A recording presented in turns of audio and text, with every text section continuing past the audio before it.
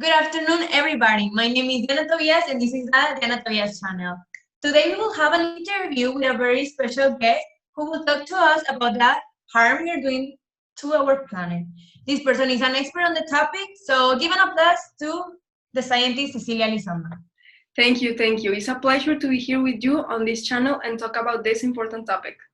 The pleasure is ours. So today she's going to talk about contamination and how it affects our world and how it contributes to the climate change problem we are suffering. So with this information, we can continue with some questions we have prepared for her to tell us in a professional way. What are the primary sources of contamination, the causes of it, and some solutions to this problem? With this information, we can continue to the first question. What are some of the causes of contamination affecting globally that consequently contribute to climate change? Well, first of all, there are many causes of contamination, and that many of them we humans cause them. The primary cause is the burning of fossil fuels, which is present on a very big scale in our lives. These fossil fuels come from factories, cars, and many other sources. These harmful fossil fuels spread in the air and store in the atmosphere. And imagine releasing these fossil fuels minute by minute, day by day, and every day of the year. That's like 500,000 atomic bombs every day. That's a very interesting topic. I have also read and investigate that contamination can not only be in the air, but also in the water, for example. Can you tell us more about that topic? Of course, contamination, as you mentioned, cannot only be in the air we breathe, but also in the oceans and the lakes. Many chemicals and toxics like plastics are being released into the bodies of water, and this obviously contributes to many other problems and not only contamination. But let's not get into that. So, in conclusion, the answer to this question, the burning of fossil fuels is the primary contributor to contamination.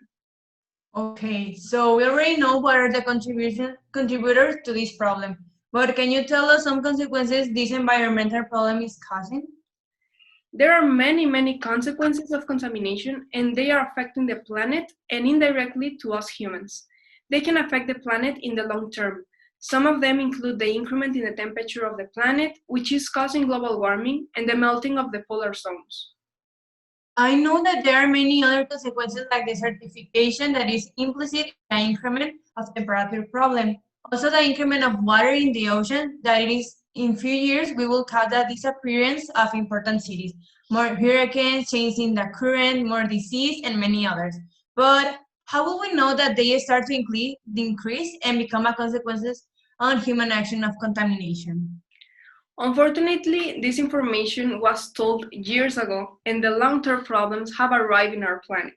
We can see many of these problems increasing and becoming more severe during the last decade. So if we don't stop harming our world, in few years, it will be too late.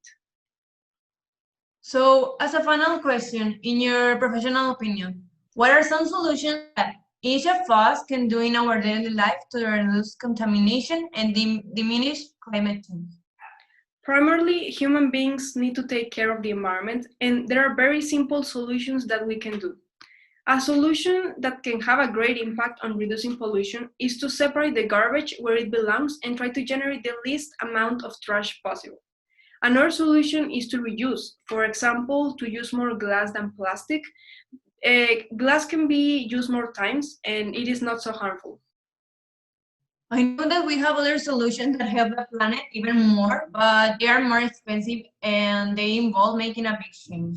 For example, having electric cars that do not generate so much contamination, another solution will be to put solar panels that take solar energy to avoid using electric power. Yes, but it is a bit difficult that we can all cooperate with these solutions. But there are very simple solutions that if we start doing them, it will help our environment a lot. For example, turning off the lights and closing the taps in our homes. These are solutions that cost us nothing and are going to make a big impact on contamination and climate change. Cecilia, thank you for being here with us and thank you for sharing all your knowledge and helping us to be more aware in taking care of our environment. Also giving us some solutions for stopping the world damage. Is there anything else you want to add? First of all, thank you for inviting me. Concluding, I can tell you that we need to take care of our world. We are damaging it consciously, and if we do not do something soon, in few decades, our world could be over. So from the 3 R's we know, reduce, reuse, and recycle, the most important one is to reduce. Thank you for listening. Thank you, Scientist Cecilia, and thank you all the spectators for listening, and we hope to see you soon in the next program. Bye.